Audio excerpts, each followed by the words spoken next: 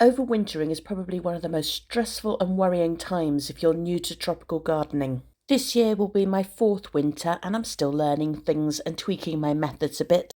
And sometimes a lot of it really does just come down to trial and error just to see what works for you. But this video will talk about 7 different methods that I use to overwinter plants, as well as which plants I find work best with each method. But first, the question that most people will be asking is, when do I start overwintering my plants? Leave it too late and those first frosts could cut them down. But go too early and you could be depriving your plants of plenty of time to enjoy the sunshine, rainwater, and particularly in the case of the Unheated, if you are dry storing it, then go too early and it may not make it through a long winter. Of course, there's no precise time to start overwintering your plants, as it can depend on the individual plant, your location, and what the weather's doing. But generally, here on the south coast of the UK, I would normally start overwintering my plants no earlier than mid-November. And last year, I recorded my first frost damage on the 9th of December. But it's best to plan ahead by keeping an eye on the weather forecast. Frosts can occur when the temperatures start dropping to about 5 degrees or lower. So you can see here the weather forecast until the end of November still looks pretty good. Frosts will normally occur on a clear night when the air is dry. And this takes me on to my first technique, which is the plants that I leave in the ground to die back to ground level.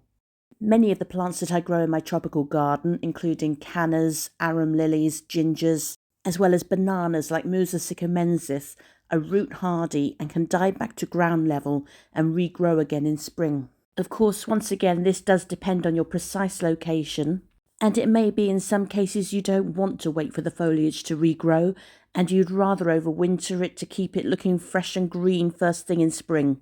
Or of course, you may not want to lose the height in your plants. But from my perspective, overwintering plants can be quite time consuming, so if it can survive outside, I leave it. This also applies for any plants that I can back up with cuttings. My strobilanthes or Persian shield is reported to be root hardy, however mine hasn't survived the last couple of winters, so rather than dig up the whole plant, I just take a few cuttings. Other plants that I know I'm going to lose, like the irisine, I'll still leave in place because they're so easy to root from cuttings. And then the smaller pots take up a lot less space than large plants. If you want to know more about propagating cuttings, I did a video in episode 7 and I'll put a link to it in the description. Although my Salvia amistad does normally come back each spring, I still back it up with cuttings. And last year I left this Begonia rex out all winter expecting it to die back, however it came back again in spring. So this year I'm going to be leaving a few more out and I'll take leaf cuttings to back it up. Last year I just covered the plant with a couple of layers of fleece. This year I've also taken cuttings of my coleus for the first time. And it's worth pointing out that as well as taking cuttings, you can also back your plants up by collecting seeds. And I normally do this for plants grown as annuals like morning glories and ricinus. Next are the plants that I wrap up with horticultural fleece to protect them. My tetrapanics would normally go through a winter without needing any protection at all. However, last winter was particularly harsh, and therefore I did wrap it up with some fleece to give it that added protection. I lost a few inches of height on it, but it survived the winter and came back beautifully this year. Now, if you've seen some of my earlier videos, you'll know that I overwintered my large Unheated for 3 years outdoors. Unfortunately, last winter was too cold or too wet for it. But I'm still going to talk you through this process because it may be that you've got an Unheated that you will have to grow as an annual because you've got no other space for it. Or in a colder climate, you may want to protect your musabasjus this way. I also used this to overwinter an alocasia last year. And you start by removing all of the leaves so that you're left with a stump. Then using stakes or canes, you'll wrap the fleece around the 3 canes, leaving enough space that you can then pack that out with straw. You can see here I've covered the entire stump with straw. And some people like to put chicken wire around it just to hold it in place as well. Although the straw and the fleece do help insulate the plant, please be aware it's not a substitute for a heated environment, but it will help the plant shield from the worst of the weather. Finally, you cover it with a plastic cloche or covering and then use the tent pegs to secure that in place. This is a particularly important step because you need to keep this fleece dry. And for this reason, as the Unheated stores a lot of water, I do change the straw once a month. Once again, I'm just going to reiterate, this is not the advisable method for overwintering an Unheated banana. However, in a warmer garden, if you've got no other choice, it may work. Next are the plants that I move into an unheated greenhouse. As before, this is not going to make that much difference to the temperature. Plants inside an unheated greenhouse will still suffer frost damage. However, I have a few plants in pots, such as the fascicularia, which will prefer to be kept on the dry side over winter, and the greenhouse is a perfect place to put them. I'll also put any dahlias that I've got growing in pots. So this method is ideal for any plants that are susceptible to rot if it's a really wet winter. So the next level of protection that I provide is for the plants that should be protected from frosts. Plants like my Livistona rotundiflora can survive temperatures down to 0 degrees C, however will not survive frost. I will also be using this method for most of my Unheated, as these are still too small to dry store. These plants will be dug up and repotted in some fresh compost, and I've set up my grow tent in my garage.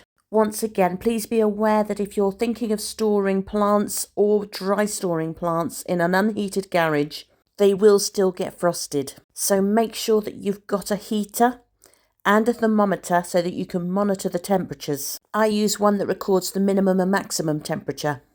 You'll also need a grow light. I use a 600 watt dimmable grow light, which I ordered off Amazon, and I've actually got 2 of these in this grow tent. And the foil inside the grow tent helps reflect the light. And finally, I keep a fan going in the grow tent to make sure that the air is circulating. Although it is still a bit early to be overwintering plants, I have moved a few plants into the grow tent so far to give you an idea.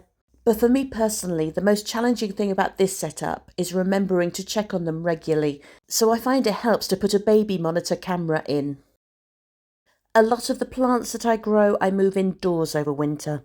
Most plants brought indoors will prefer a nice bright spot out of direct sunlight, away from cold drafts, and will require reduced levels of watering throughout winter. My Strelitzia nicolai is now getting so tall it's reaching to the top of the ceiling, so this may become a problem for me in future years. I would generally put most of my plants on west, north or east facing windowsills.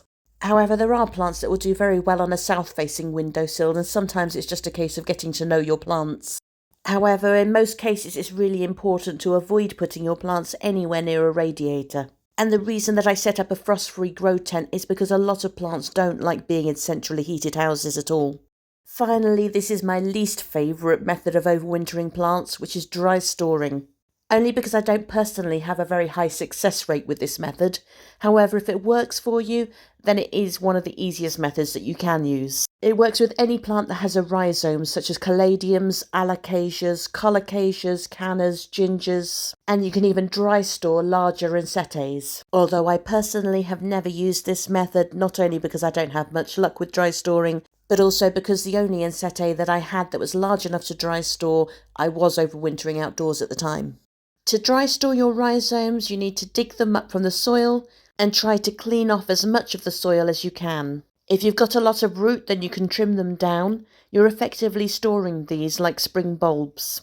But the important points to remember are do not store them somewhere that is going to freeze if you're storing a variety that cannot survive being frozen. So an unheated garage or attic is probably going to be unsuitable. And the other thing to remember is that they need to be kept dry. So storing them in sawdust or paper, or use silica gel bags to help absorb the moisture, and try and keep them in a dry environment. Any damp that gets in will cause them to rot. And finally, for some plants like the Unheated, please be aware that they are in dormancy and they can only survive for so long, normally about 4 months. Of course, keeping track of what needs your plants have over winter can be a little bit daunting, especially if you've got quite a lot of plants to remember. So I've recently downloaded a database app called Memento Database. And here I've created an index of all the plants that I grow in my garden, and I've added notes to myself to remind myself what each plant needs over winter. Although these notes are personal to me at the moment, so may not reflect needs in other parts of the country. But I can put in any search term, for instance frost-free, and I'll be provided with a helpful reminder list of all the plants that I need to keep in a frost-free environment over winter.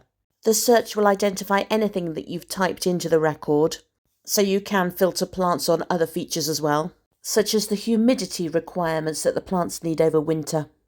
And although I am still developing this database at the moment, I do intend to make it available to share, which means if you've got the app, you can access my information, which you can either use or just use it as a template to create your own. If you're enjoying this content, then please do make sure you're subscribed to my channel. This is still a new channel, so every subscriber really does make a difference. You can also turn on notifications to make sure you don't miss any of my new videos. And please let me know what you think in the comments, because they really do help my channel to grow.